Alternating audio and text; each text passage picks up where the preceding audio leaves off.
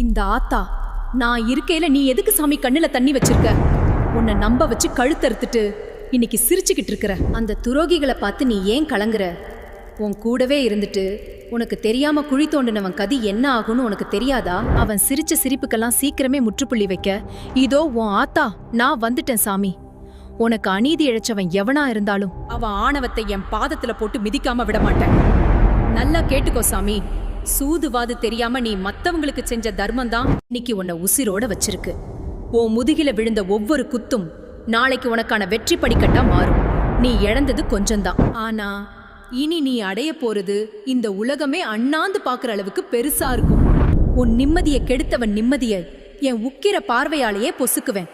உன் கண்ணீர் துளி ஒவ்வொன்னுக்கும் பதில் சொல்ற காலம் வந்துடுச்சு. உன் துரோகிகளுக்கு முன்னாடி உன்னை சிம்மாசனத்துல உட்கார வைக்கிறது இந்த மகா காளியோட பொறுப்பு. இது இந்த ஆத்தா சத்திய வாக்கு. இனி உன்